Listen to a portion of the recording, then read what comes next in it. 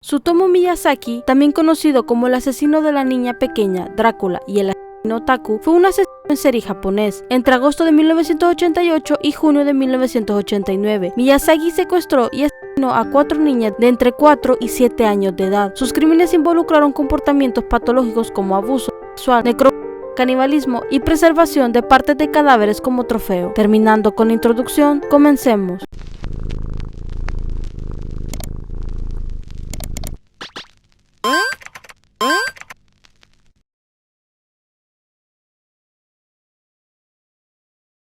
Miyazaki Tsutomu Miyazaki, en Occidente, nació un 21 de agosto de 1962 en Tokio, Japón. Secuestró y mató a 4 niñas de entre 4 y 7 años, conocido como el Drácula humano o el asesino de la niña pequeña. Sus crímenes incluían abusos, canibalismo y necrofilia. Víctima de bullying.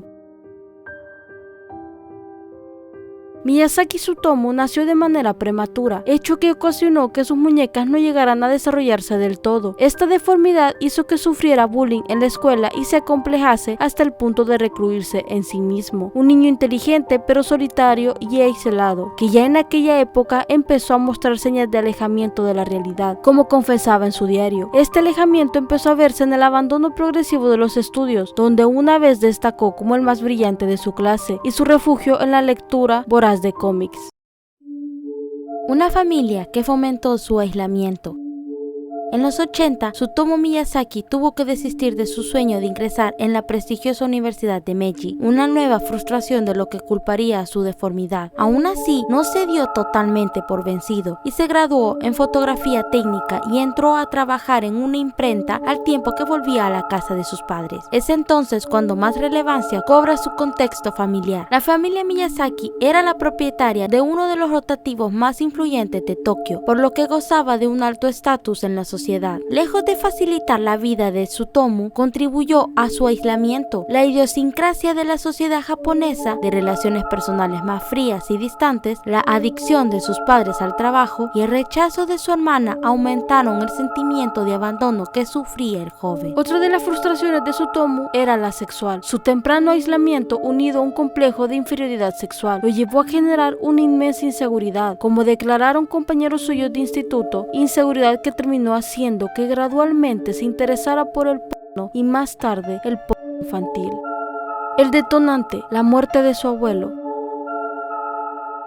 Entre todo este contexto familiar y personal, destaca en la vida de Miyazaki Tsutomu, su abuelo, único miembro familiar que le mostró empatía y cercanía, como atestiguan los psicólogos forenses que atendieron su caso. Esta pérdida supuso la ruptura del último vínculo de Miyazaki Tsutomu con la realidad, hecho que quedó más que patente cuando ingirió parte de las cenizas de su familiar, probablemente en un intento de hacerlo parte de él. Por entonces, la relación de Tsutomu con el resto de la familia Miyazaki había dado un giro alarmante hacia la violencia, llegando a molestar sexualmente a su hermana y agredirlas a ella y a su madre. El camino de la bestia. Aún así, nada hacía pensar que Miyazaki Tsutomu hubiera terminado cayendo definitivamente en una conducta psicopática. Era un buen empleado y de puertas hacia afuera una persona amable. Nos encontramos ya, sin embargo, ante un sociópata consumado. 3 meses después de la muerte de su abuelo, Miyazaki raptó a Marikono, una niña de 4 años, la metió en su coche y la asesinó debajo de un puente. Tras cometer el crimen, abusó de su cadáver. Con esta primera niña inició el que sería su modus operandi: engañar a niñas que estaban solas para que se subieran en su coche para después estrangularlas, mutilarlas y abusar de ellas. En ocasiones también fotografiaba a sus víctimas. En apenas un año asesinó a otras 3 niñas de entre 4 y 7 años, utilizando el mismo ritual, en el que resultó ser su último crimen. En junio del 89, Miyazaki se llevó por primera vez el cuerpo en lugar de abandonarlo, y durante los días siguientes se dedicó a